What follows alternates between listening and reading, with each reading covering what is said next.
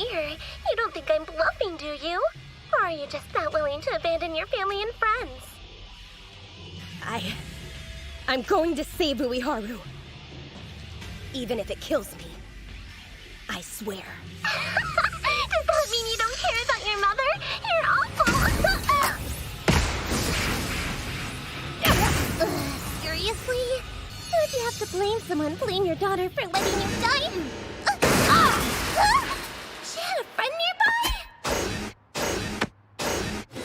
Hello everybody, Megazard X here. I'm back at it again to give you another very exciting episode review over a certain scientific Railgun tea, and this time I'm going to be reviewing episode 7 called The Eyes Are More Trustworthy Than the Ears. Now, in the last episode review I said whatever was the original name of it, which was actually Latin for that English stuff, so I was like, okay, that was a unique kind of spin on an episode name though, but I'm not going to butcher that name in Latin for y'all here though. But just as a reminder, y'all, if y'all hadn't already watched my episode 6 review over a certain scientific Railgun tea, you can go ahead and click that card in the corner, check that video out, and then come back and check this one though. And I gotta say, with this episode, you know what, man, I'm glad to be able to finally see Misaka, back in the spotlight in the main show again, because within like the past couple of episodes, it was kind of focusing a little bit more with Wanai and Awatsuki and Kongo and stuff. So we were able to kind of spread out the attention with other different characters though. But now we're kind of hitting it back at the core with Misaka, in the spotlight once again, and taking all the issues and problems within our own hands. And now this is all starting to kind of build up towards the final confrontation with the long-awaited Misaki, and see what was her overall objectives and stuff that she's trying to pull off within this arc though. Well, honestly, there's some really good things shaping up for this, and I have quite a lot to say about within this episode though. So without any further ado, let's go ahead and dive straight up into this episode review of Certain Scientific Railgun Tea.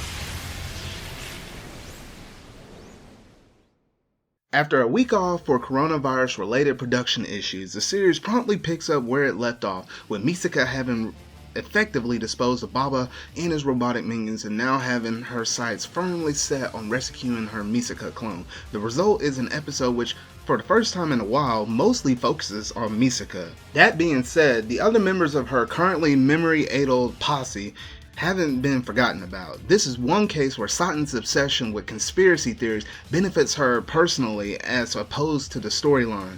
Why wouldn't someone like that start putting 2 and 2 together when considering that Misaka approached them earlier and knew her and Uiharu's names even though they didn't go to the same school, or that Wanai and Awatsuki asked her to call Misaka as if they expected Satan to be able to, or that she has Misaka's phone number. Add into the knowledge that there is a mind-controlling Esper at Tokyo Dai, and her brain is certain to get going and get working and get chugging along, memory loss or not. Uiharu has a lesser role here in the meeting, and then getting taken unconscious as an unconscious hostage along with Misaka's mother, but Kuroko is the most interesting case.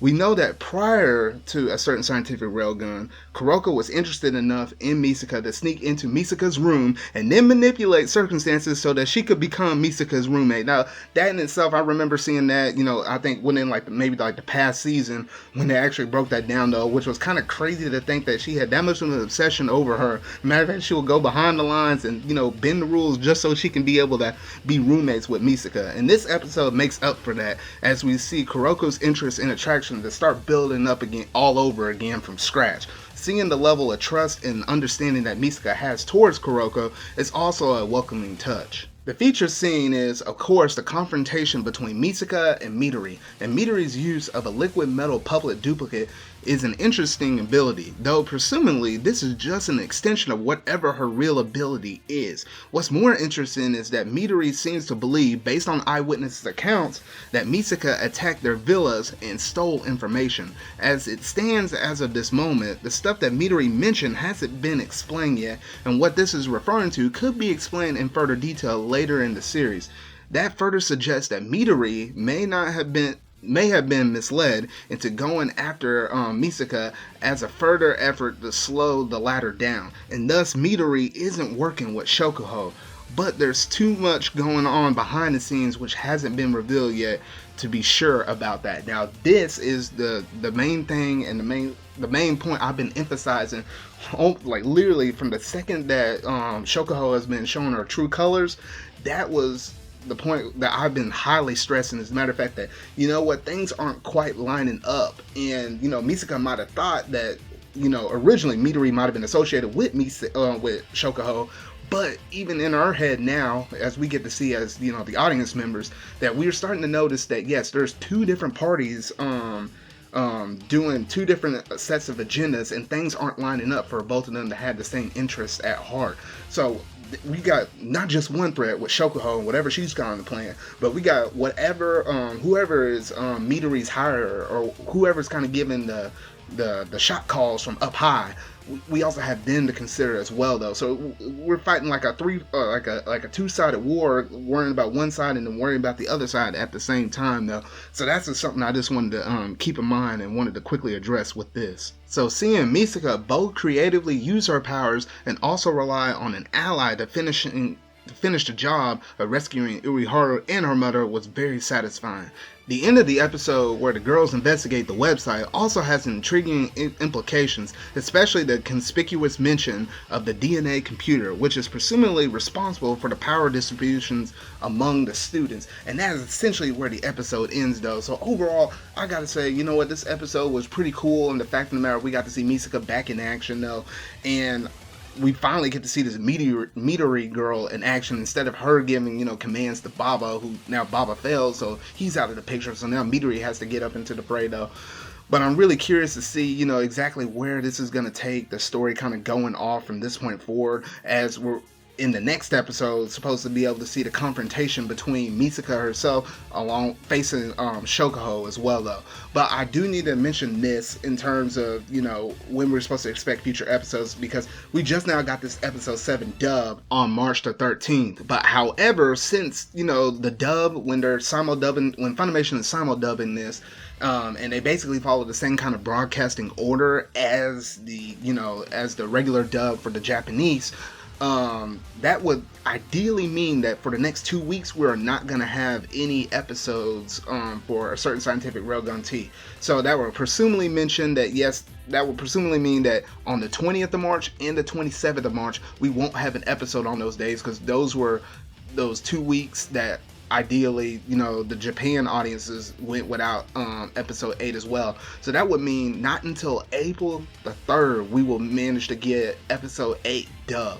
So if that be the case, you can just check down in the pinned comment section down below, and I will definitely let you I'll definitely confirm with everybody when the next episode will come out, though. But it's all due presumably probably due to production issues, thanks to probably what would have been the coronavirus, or maybe some other little details that we don't fully know about, but most likely it was probably that coronavirus, because it did cause episode 7 to get delayed because of it, though.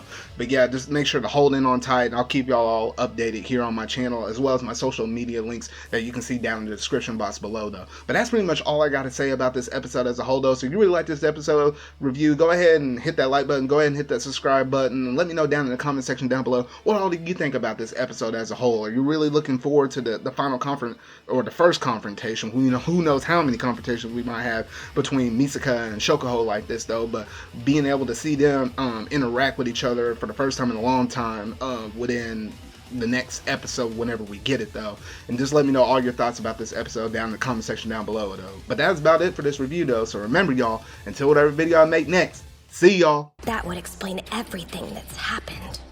I know it sounds like a crazy conclusion to draw from trying to connect the dots, but still, if it's true, then we have the computer. I think it's worth checking it out.